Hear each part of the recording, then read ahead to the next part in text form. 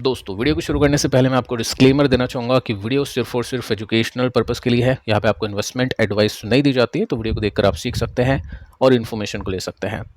तो अब स्टार्ट करते हैं निफ्टी के साथ में। आज के दिन दोस्तों निफ्टी ने 46 पॉइंट्स नीचे यानी 0.18% के डिप के साथ में 25,476 के आसपास क्लोज किया है। हाई लो को देखते हैं तो हाई निफ्टी ने लगाया था 25,548 और लो की बात करें 25,424 के आसपास निफ्टी का लो लगा था।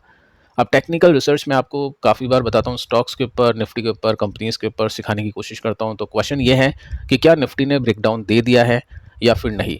साथ में कल भी मैंने आपसे एक क्वेश्चन किया था कि आप मिड कैप के ऊपर अपनी स्टडी करना, स्मॉल कैप के ऊपर अपनी स्टडी करना, दोनों का बताना मुझको कि क्या इन दोनों ने भी ब्रेकडाउन कर दिया है या फिर नहीं। तो अगर आपने रिसर्च की है तो कमेंट आप कर सकते हैं। निफ्टी बैंक को देखिए, कुछ खास यहाँ पे नहीं था। कंपनीज को देखिए, आधी कंपनीज के स्टॉक प्लस में और आधी कंपनीज के स्टॉक्स माइनस में आके आज बंद हो चुके हैं। अब सेक्टर्स की बात कर लेते हैं। कुछ गिने चुने सेक्टर्स आज के दिन चले हैं, जिसमें निफ्टी एफएमसीजी आ जाता है 0.80% की तेजी। ऑटो ने भी ठीक ठाक से परफॉर्म कर दिया, फार्मा तेज था और फाइनेंशियल सर्विसेज ठीक था। अब बाकी आप सेक्टर देखोगे ना, रियल्टी आज नीचे, सबसे ज़्यादा मेटल आज नीचे है, आईटी, मीडिया, सरकारी बैंक्स, ये सब कुछ आज नीचे आके बंद हो चुके हैं। तो भारत बंद, उसका कुछ इम्पैक्ट है कुछ कंपनीज के ऊपर, सरकारी बैंक्स के ऊपर, सरकारी कंपनीज के ऊपर, उनके स्टॉक्स में थोड़ी सी नेगेटिविटी आज के दिन देखने को मिली। और साथ में हमने देखा निफ्टी एफएमसीजी ने अच्छा परफॉर्म किया है। अब दोस्तों हम कुछ बड़ी खबरों को देखते हैं। सबसे पहले जो टोटल मार्केट की है, उसके बाद में हम स्टॉक्स पे आते हैं। टेक्निकल एनालिसिस के द्वारा भी हम सीखने की कोशिश करेंगे कि किस तरह से हम सपोर्ट रेसिस्टेंस को आइडेंटिफाई कर सकते हैं, किस तरह से हम चीज़ों को देख सकते हैं, चाहे वो रिवर्सल हो या ब्रेकआउट हो या ब्रेकडाउन्स हो। और कंपनी के बारे में कुछ इंपॉर्टेंट न्यूज़ है, उसको भी हम देखने वाले हैं। तो सबसे पहली जो खबर आती है म्यूचुअल फंड AUM के लिए आती है, एसेट अंडर मैनेजमेंट। ये दोस्तों हिट कर चुका है 74 लाख करोड़ जून के महीने में। SIP का जो इन्फ्लो है वो नई पीक पर पहुंच चुका है। इसका मतलब क्या है कि डायरेक्टली जो इन्वेस्टिंग है वो तो चल रही है, लेकिन जो म्यूचुअल फंड की इन्वेस्टिंग है, म्यूचुअल फंड के थ्रू इन्वेस्टिंग है, चाहे वो SIP के थ्रू हो, चाहे वो डायरेक्ट इन्वेस्टिंग हो, तो वो काफ़ी अच्छी अभी इन्वेस्टर्स करते हुए देखने को मिल रहा है। और ये दोस्तों एक ग्रोइंग सेक्टर है। आप देख सकते हैं फाइनेंशियल मार्केट की जो कंपनीज है, स्टॉक्स है, वो अपनी नई ऊंचाइयों को इसलिए छू रहे हैं क्योंकि स्टॉक मार्केट के अंदर नए लोग तेजी से आ रहे हैं, क्योंकि लोगों को पता चल रहा है कि स्टॉक मार्केट के अंदर लॉन्ग टर्म में अच्छी कमाई है। अगर मैं रिटर्न्स की बात करूँ तो FD हो, रियल एस्टेट हो, गोल्ड हो, सब कुछ बीट हो जाता है स्टॉक मार्केट के सामने। स्टॉक मार्केट का मतलब मैं आपको बोल रहा हूँ निफ्टी। तो निफ्टी से अच्छा परफॉर्म कर जाते हैं कुछ फंड्स, निफ्टी से अच्छा परफॉर्म अगर कुछ कंपनीज के स्टॉक करते हैं, इन्वेस्टर्स के पास में होता है, तो उससे अच्छे रिटर्न्स लॉन्ग टर्म में कहीं पे नहीं मिलते हैं। तो इसी वजह से काफ़ी अच्छा इन्फ्लो यहाँ पे देखने को मिल रहा है। आगे चलते हैं, डेटा को देखते हैं। इसके अंदर आप नोट कर सकते हैं कि जो SIP है उसने जून के महीने में 27,270 करोड़ रुपीस को टच कर लिया है और ये 2% जंप है, इंक्रीज है पिछले महीने की तुलना में 26,688 करोड़। और ये 5% जंप है मार्च के कंपैरिजन में। ठीक है, तो SIP के जो अकाउंट्स है वो भी बढ़ चुके हैं। पहले थे ये 8.56 करोड़ मई के महीने में, जून में 8.64 करोड़ हो चुके हैं। मतलब जो पहले से SIP करवा रहा है उसने भी टॉपअप किया होगा और नए जो इन्वेस्टर है वो भी SIP के थ्रू मार्केट के अंदर जुड़ चुके हैं। अब आपको दोस्तों क्या लगता है, SIP बेटर है या फिर पर मंथ लमसम इन्वेस्टिंग करना बेटर है, बाय ऑन डिप करना बेटर है? आप चाहे तो नीचे कमेंट करके बता सकते हैं। साथ में दोस्तों आप नोट करोगे तो यहाँ पे मेंशन कर रखा है कि SIP under management, SIP asset under management, ये टोटल अभी हमने देखा। SIP की बात करें तो ये बढ़ चुका है 15 लाख करोड़। अब देखो यहाँ पे क्या है, आपको जो मैंने क्वेश्चन किया उसका आंसर आई थिंक यहाँ पे आपको मिल जाएगा। क्वेश्चन मैंने किया था कि अगर कोई म्यूचुअल फंड में इन्वेस्ट करता है तो वो SIP के थ्रू इन्वेस्ट करे तो ज़्यादा बेटर होता है या फिर डायरेक्ट नहीं, इसको हम लमसम बोल सकते हैं, इन्वेस्टिंग करे वो बेटर होता है। जैसे किसी के पास में 10,000 रुपीज़ है पर मंथ इन्वेस्टिंग करने के लिए, तो या तो वो 1-2 तारीख को अपनी SIP कर देगा, तो 1-2 तारीख को जैसे भी मार्केट होगा, ऊपर होगा नीचे होगा, उसकी SIP कटेगी बैंक अकाउंट से, वो मार्केट के अंदर इन्वेस्ट हो जाएगी। या कोई पर्सन 10,000 रुपये का इन्वेस्ट करना चाहता है लेकिन वो पूरे मार्केट के ऊपर उसकी नज़र है, स्टॉक्स के ऊपर नहीं तो कम से कम मार्केट के ऊपर उसकी नज़र है, उसको ये बताया कि अभी मार्केट ऊपर से डिस्काउंट में है, तो वो 1-2 तारीख को नहीं खरीद के हो सकता है 10-15 या 20-25 तारीख को वो ले लेगा।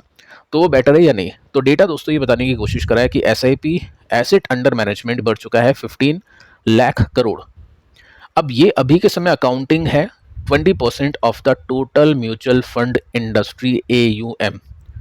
इसका मतलब यह है कि 20% SIP लोग करते हैं और 80% डायरेक्ट लमसम करके अपने हिसाब से जो भी वो देखते हैं।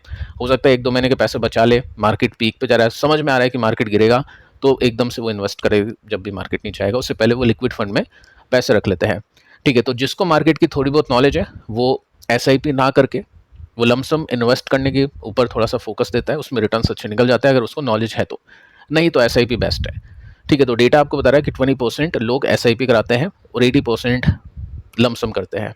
ठीक है, अब देखो इंडिया का जो स्टॉक्स हैं वो अट्रैक्ट कर चुके हैं 235 बिलियन इनफ्लो जून में। ठीक है, ये हम देख चुके हैं।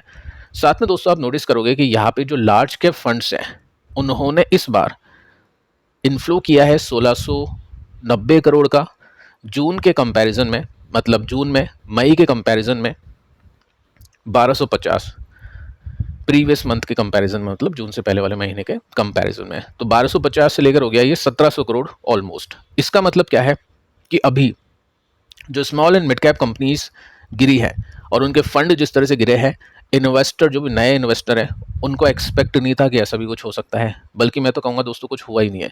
इतना कम म्यूचुअल फंड अभी गिरे हैं, गिरावट पेंडिंग थी, बबल बर्स्ट होना था, हो गया, ठीक है, थोड़ा सा ऊपर जा रहे हैं। लेकिन अब आगे क्या होगा, जो भी लोग अब लार्ज कैप में एंटर कर चुके हैं स्टेबिलिटी के लिए, देखो स्टेबिलिटी के लिए अगर जाना है तो लोग फ्लेक्सी कैप में जाए तो वो बेटर है।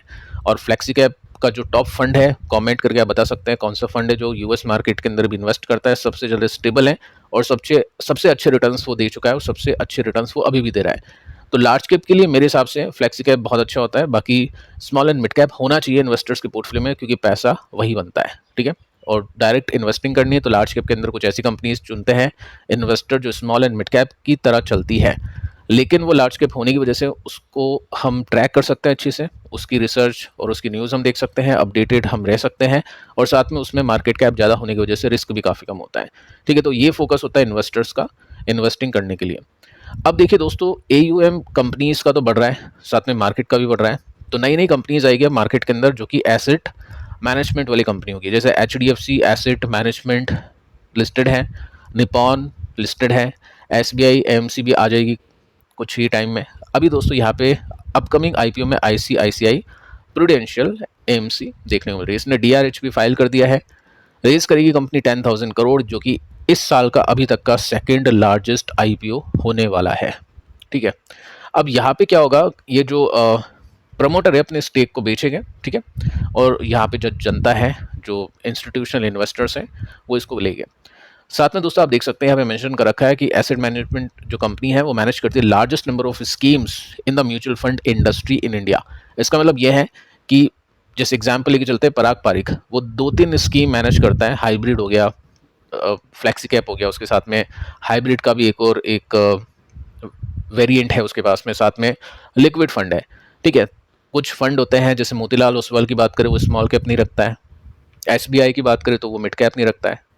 ठीक है, अभी आ गया होगा उसको, मुझे नहीं पता, मैं काफ़ी टाइम थोड़े से पहले की बात कर रहा हूँ, लेकिन हाँ, ये जो फंड हाउस है ना, इसके पास में सब कुछ है, इसके पास में सेक्टर के भी फंड है, सबसे ज़्यादा हम बोल सकते हैं, और साथ में जो भी स्मॉल है, मिड कैप है, फ्लेक्सी कैप है, लार्ज कैप है, लार्ज एंड मिड कैप है, ये सारे फंड इसके पास में है।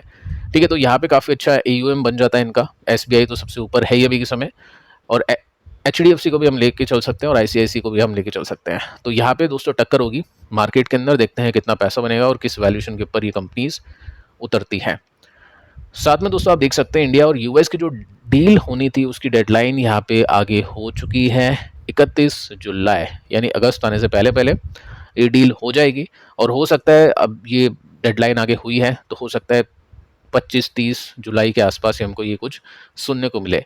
तो मार्केट तब तक देखेगा रिजल्ट कैसे आते हैं कंपनीज़ के। कल के दिन मैं आपको बता चुका हूँ कौन कौन सी कंपनीज़ के रिजल्ट आने वाले हैं इस मंथ, कौन कौन सी बड़ी कंपनीज़ हैं जो मार्केट को काफ़ी ज़्यादा इम्पैक्ट करने वाली हैं। तो अभी मार्केट का फोकस डील पे ना होके, टैरिफ पे ना होके, Q1 के रिजल्ट के ऊपर होने वाला है, जो कि आपको देखने को मिलेगा अगले कुछ दिनों के अंदर।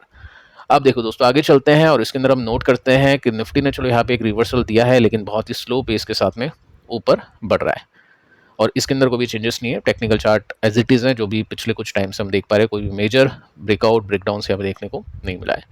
ठीक है दोस्तों, आगे चलते हैं। कुछ कंपनीज है जिनके स्टॉक्स ने आउट परफॉर्म किया, उसको भी देखते हैं। कुछ कंपनीज के स्टॉक्स गिरे हैं, उसको भी देखते हैं। बहुत ही हिम्मत चाहिए इन्वेस्टर्स को ऐसी कंपनीज को होल्ड करने के लिए अभी के समय। कुछ न्यूज़ भी है जो कि काफ़ी बड़ी न्यूज़ है इन कंपनीज को लेकर। देखो, जो फर्स्ट कंपनी इसका नाम है गार्डन रीच। यहाँ पे 5% के साथ में स्टॉक आज चला। काफ़ी टाइम से ठंडा था स्टॉक, ऑलरेडी अच्छे रिटर्न इसने दिए थे, उसके बाद में थोड़ा सा रुका हुआ था। 64 का पी रेशियो है इसका, और 34,000 करोड़ का मार्केट कैप इस कंपनी का। डिफेंस सेक्टर से कंपनी बिलोंग करती है। इसमें देखिए दोस्तों, यहाँ पे हमने देखा था कि स्टॉक ने बहुत अच्छा परफॉर्म किया, ब्रेकआउट किया अच्छे वॉल्यूम के साथ में। उसके बाद में एक स्विंग इसने दिया। अभी स्टॉक ऊपर से थोड़ा सा नीचे आने की कोशिश कर रहा है, थोड़ी प्रॉफिट बुकिंग यहाँ पे देखने को मिल रही है। आगे चलते हैं दोस्तों। रीज़न है कंपनी के स्टॉक के चलने के पीछे का कि नोमोरो का ऐसे लगता है कि इंडिया की जो डिफेंस कंपनीज हैं उनको अच्छे रिजल्ट मिल सकते हैं, उनके स्टॉक के प्राइसेस काफ़ी ऊपर जा सकते हैं। तो यहाँ पे बुलिश ट्रेंड बनेगा, अच्छी तेज़ी यहाँ पे बनेगी। ऑलरेडी तेज़ी बन चुकी है, यहाँ पे और अच्छी तेज़ी बनेगी, ऐसा कहना है इस ब्रोकर का। अब ये सही है या गलत है वो आगे चल के पता चलेगा। बाकी इन्वेस्टर तो फोकस करेंगे Q1 के रिजल्ट के ऊपर। इस तरह की जो भी कॉल्स मिलती है उसके ऊपर इन्वेस्टर नहीं जाते हैं, उनको डेटा देखना होता है इन्वेस्टर को। ठीक है, अब आज के दिन ये सब मिला, बुलिश कॉल मिली, लेकिन डिफेंस कंपनीज के स्टॉक्स ने अच्छा नहीं करा। कुछ कंपनीज हैं, एक दो कंपनीज को छोड़कर बाकी कंपनीज ने कुछ खास नहीं करा।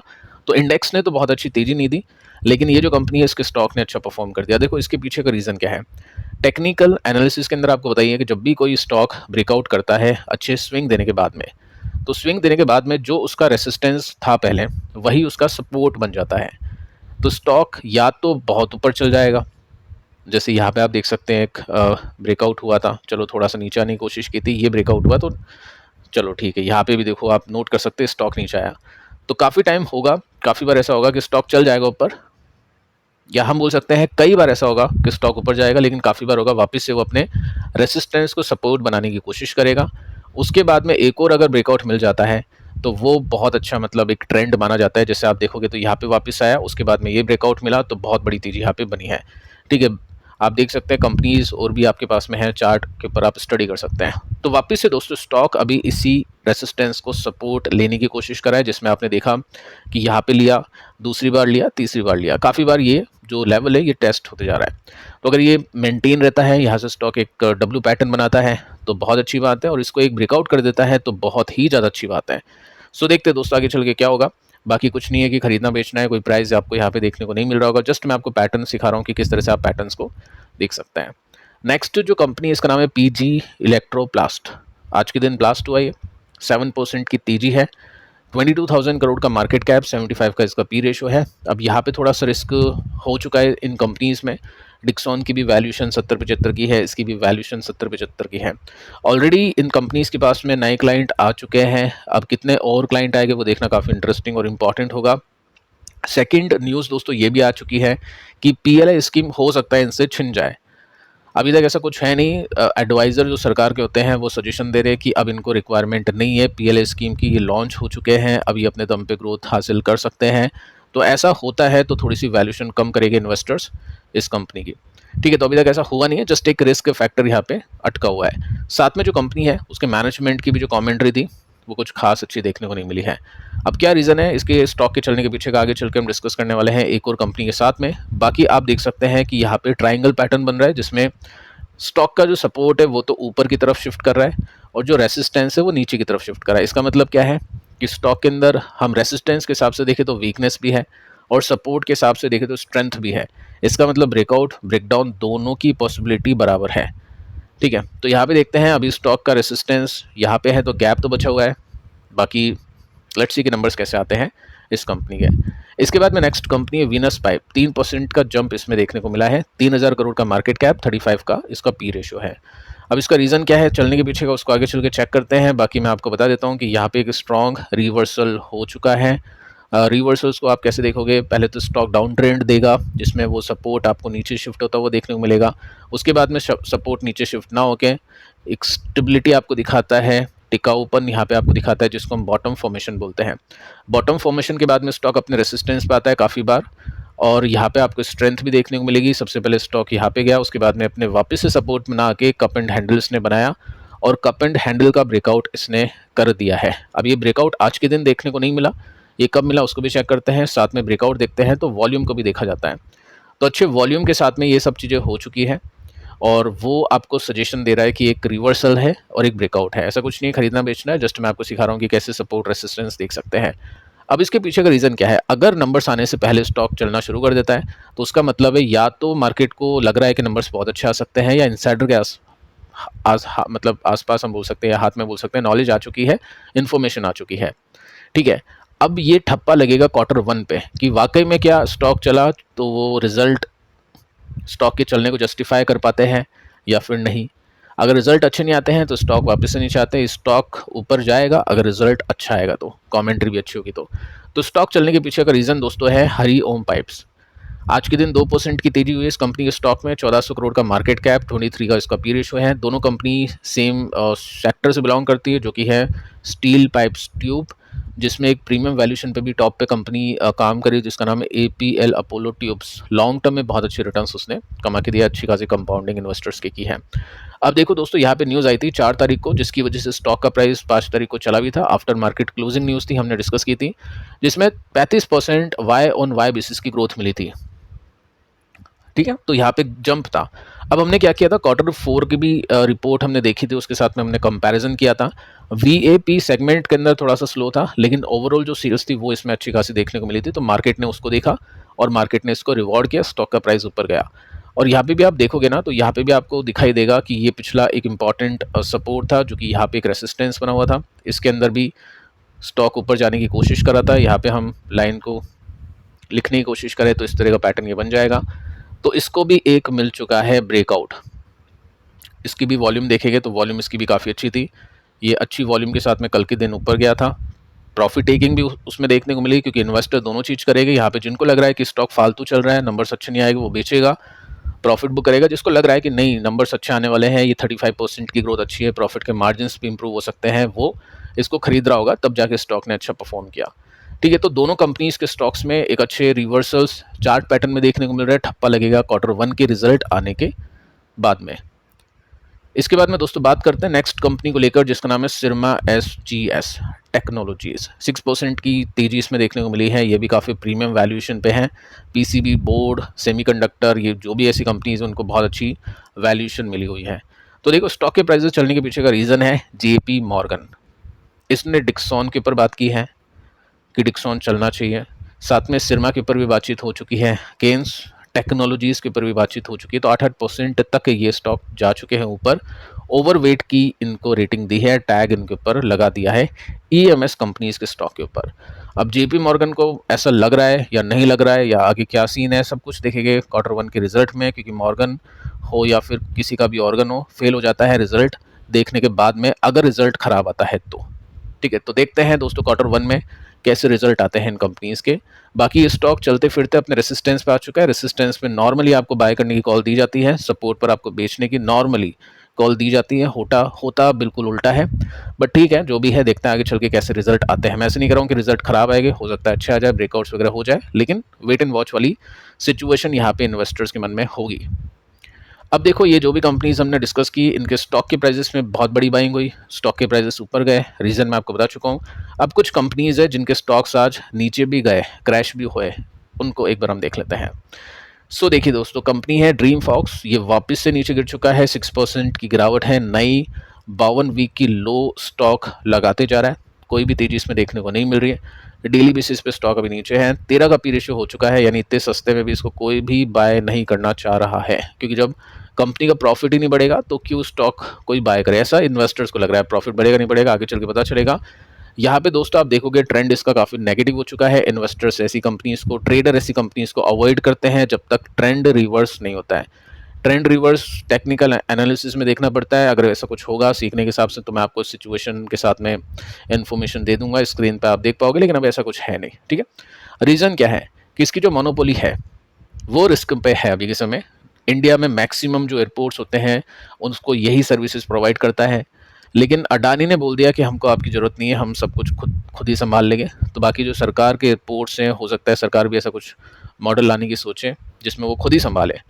अब ऐसा है या नहीं है, आगे चल के क्या होगा देखते हैं। बाकी इसके काफ़ी सारे जो क्लाइंट हैं वो भी वापस मतलब अपने बिजनेस को इससे ले चुके हैं, जिसमें बैंक से जो अपने क्रेडिट कार्ड के ऊपर ये सर्विसेज देते हैं, आईसीआईसी बैंक है, मास्टर कार्ड है, उसने भी हाथ खींच लिए। तो कंपनी के नंबर्स बहुत ख़राब आ सकते हैं अगले कुछ क्वार्टर्स में। इस डर की वजह से स्टॉक का प्राइस अभी नीचे है। तो इन्वेस्टर और ट्रेडर क्या करते हैं ऐसे सिचुएशन में, वो मैं आपको सिखा चुका हूँ। काफ़ी सारी कंपनीज में हम ऑलरेडी ये चीज़ें देख चुके हैं। आप देख सकते हैं यहाँ पे स्टॉक गिरने के पीछे का रीज़न है कि मोतीलाल ओसवाल ने और बजाज फाइनेंस ने स्टॉक्स को बेच दिया। देखो नीचे समझदार इन्वेस्टर मोतीलाल ओसवाल जैसे, बजाज फाइनेंस जैसे नहीं खरीदते हैं, क्योंकि उनको पता है कि स्टॉक नीचे जा रहा है। अभी हम तब खरीदेंगे जब सिचुएशन अच्छी हो, रिवर्सल्स आए। लेकिन अब सिचुएशन खराब है तो स्टॉक कितना भी गिर सकता है और कितने भी साल तक स्टॉक नीचे रह सकता है। तो ऐसे में बजाज फाइनेंस ने इसको बेचा है और मोतीलाल ओसवाल ने इसको बेचा है। बजाज फाइनेंस ने आज 4 जुलाई का यहाँ पे डेटा है, ऑफलोड किए थे 4 लाख स्टॉक्स, जो कि 61 करोड़ के आ जाते हैं। और कितने प्राइस पर बेचा है आप देख सकते हैं, 196 पर बेचा था। जबकि मोतीलाल ओसवाल म्यूचुअल फंड की बात करें तो 3 लाख के आसपास के स्टॉक्स बेचे हैं, जो कि 57 करोड़ रुपीज़ के आ जाते हैं, और ये 211 रुपीज़ के प्राइस पर बेचा है। इसके बाद में दोस्तों हम देखते हैं यहाँ पे एलसी लग चुका है फैंग प्लस ईटीएफ के अंदर। और एलसी लगने के पीछे का रीज़न क्या है वो आगे चल के अपन देखते हैं। लेकिन कल आपने नोटिस किया होगा, कल 3-4% के साथ में यूसी में था, अपर सर्किट में था। आज के दिन एलसी में लग चुका है। अब कल ही मैंने आपको बता दिया था कि इसके अंदर रिस्क बहुत ही ज़्यादा हो चुका है, और उसके पीछे का रीज़न हमने डिस्कस किया था कि बहुत ज़्यादा गैप हो चुका है, बहुत ही ज़्यादा मिसमैच हो चुका है। जैसा कि मैंने आपको बताने की कोशिश की थी कि NYSE फैंग कल के दिन तो गिरा है ओनली 50 BPS यानी आधे % के साथ में, लेकिन ETF गिर गया 4% के साथ में। इससे पहले क्या हुआ था, ये गिरा था या बढ़ा था कुछ BPS के साथ में, लेकिन जो फंड था ETF था वो 4% के साथ में बढ़ गया। तो तैयार रहना चाहिए इन्वेस्टर को कि कभी कभी क्या होगा, ETF ज़्यादा गिरेगा, कभी कभी ETF ज़्यादा चलेगा। ये बाइंग सेलिंग के ऊपर डिपेंड करता है, इन्वेस्टर्स की क्या सेंटिमेंट है इंडिया में उसको खरीदने के लिए, उसके ऊपर डिपेंड करता है। सेबी इसको रेगुलेट करता रहता है, सर्किट को चेंज करता रहता है ताकि ज़्यादा गैप ना हो जाए। जैसे कि आप देख सकते हैं यहाँ पे, अगर मैं इसके इंडेक्स के साथ में इसके गैप को देखूँ तो बहुत ज़्यादा है, 50% का है। अब काफ़ी लोग ये सोचते हैं कि डॉलर वैल्यू का भी एप्रिसिएशन इसको मिलता है, डेफिनेटली मिलता है। अब देखोगे यहाँ पे तो इतना नहीं मिलेगा कि 22% के साथ में आपका फैंग चला है, इतना तो डॉलर भी नहीं बढ़ा है जिसमें आप देखोगे कि 60% के साथ में ये चल जाए। ये रीजनेबल नहीं है। आप देख सकते हैं निफ्टी में, चलो ठीक है, यहाँ पे कोई डॉलर वैल्यू का एप्रिसिएशन नहीं मिलता है तो ज़्यादा कुछ खास गैप नहीं है, साथ साथ चल रहा है। अब डॉलर वैल्यू का एप्रिसिएशन इसमें मिलेगा तो नेस्डेक के अंदर भी मिलेगा, वो भी तो यूएस में कंपनी इसमें काम करता है। तो नेस्डेक में क्या हुआ, एकदम से जब गैप हुआ तो उस गैप को भरपाई की, और यहाँ पे भी ये साथ में आ चुके हैं। तो देखते हैं फैंग के अंदर ऐसा कुछ होता है या नहीं होता है। उसके लिए थोड़ा सा इन्वेस्टर्स को रेडी रहना चाहिए। लॉन्ग टर्म इन्वेस्टर के लिए ज़्यादा कुछ खास फर्क नहीं पड़ेगा, क्योंकि वो बैट इस पे नहीं कर रहा है, वो बैट इस पे कर रहा है। तो वो इसको देखेगा कि फैंग की जो 10 कंपनीज है वो किस तरह से चल रही है, ये इंडेक्स किस तरह से चल रहा है। अगर मैं इस इंडेक्स के साथ में कंपैरिजन करके बताऊं तो अच्छे अच्छे फंड्स को ये बीट कर चुका है, चाहे फ्लेक्सी कैप हो, चाहे मिड कैप हो, चाहे स्मॉल कैप हो, चाहे निफ्टी हो, चाहे नेस्डेक हो, चाहे डाउ जोन्स हो, चाहे S&P 500 हो। हर किसी को इसने बीट किया है लॉन्गर टर्म में, लेकिन वॉलेटिलिटी भी इसमें ज़्यादा थी। तो वो सब चीज़ें इन्वेस्टर इसके ऊपर देखेंगे। फैंग में थोड़ा सा ज़्यादा पैसा बन गया डॉलर एप्रिसिएशन की वजह से, तो वो बोनस है। बाकी जो इन्वेस्टर है इसको सोच कर ही उसमें इन्वेस्टिंग करते हैं। तो फिलहाल दोस्तों इस वीडियो में इतना ही। कल की दोनों वीडियोस को भी आप देख लेना, अगर आपने देखे नहीं है, आप नए हो चैनल पर तो सब्सक्राइब आप कर लेना। मिलते हैं नेक्स्ट वीडियो में, तब तक के लिए बाय बाय।